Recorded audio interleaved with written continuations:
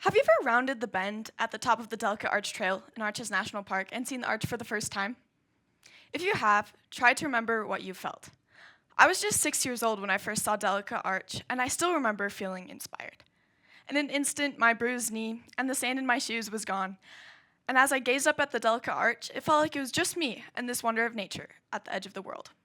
It looked like it could blow over in the wind, yet it stood for almost 100,000 years.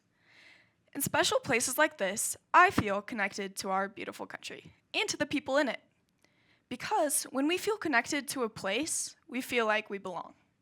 It could be standing in the redwoods under an ancient tree, sitting on a boulder on a favorite hiking trail, boating on your favorite lake, or relaxing on a beach, listening to the ocean.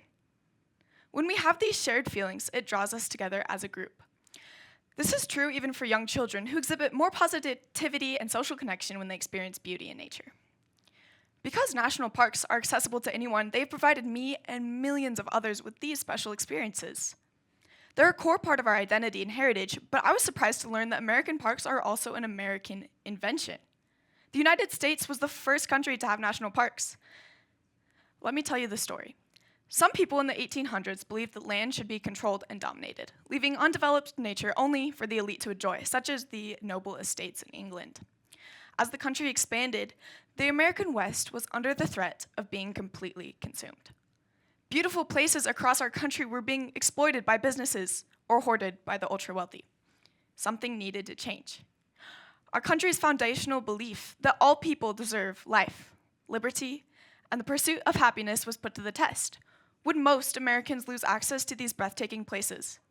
Our country's system of democracy was the solution to the problem.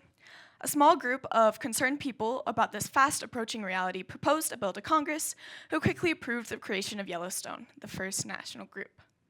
In 1872, President Grant signed the bill into law to create, quote, a public park or pleasuring ground for the benefit and enjoyment of the people. It designated 2.2 million acres of land to, quote, the preservation from injury or spoliation of all timber, mineral deposits, or natural curiosities or wonders within said park, and their retention in their natural condition. Since that time, Congress has approved 62 more national parks, and 5 of those are in Utah, which make them an important part of even our local culture. I love that national parks were created by the people and for the people. This reminds me of President Abraham Lincoln's description of our government, created of the people, by the people, and for the people.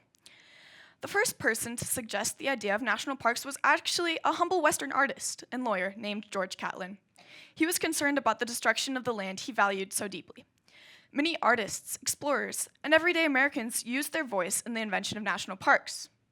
It didn't happen overnight, but it happened because of the people who stood up for the country they envisioned. I got to visit Yellowstone 2 years ago for the first time, and it was an amazing experience. I got to see the geysers that are unlike anything in the world, the mountains, and the rainbow-like springs. I even saw a grizzly bear in the wild, and I was terrified, but it was also really cool. On the drive there, my family and I listened to one of my new favorite books called American Wolf by Nate Blakesley. The book told the fascinating stories of several wolf families from Yellowstone, and it also illustrated how reintroducing wolves rebalanced the ecosystem of Yellowstone. Thanks to national parks, these studies and stories of wildlife can still make changes in our relationship with nature today and in the future. The National Park Service is one of the most trusted institutions in the United States. Over 300 million people visit the parks every year, a number almost as high as the total population of our country. In 2022, a poll found that 3/4 of Americans hold a favorable opinion of the National Park Service and believe it is well managed, with only 6% disapproving. This very high rate of approval is probably because the system is centered on something that brings us together as a nation. Focusing on the ideas that parks are built on can help heal the political strife we are facing in America today. Conservation and public lands have historically served as a bridge, not a wedge in politics. As political polarization threatens to turn even widely shared values into partisan battlegrounds, this shouldn't happen to our public lands. They are a place for all of us to come together. Our land and our country are too valuable to belong only to a few. Thanks to individual Americans acting together on something that they believed in over 100 years ago, these lands were protected for us and for our children. They made a change for the better.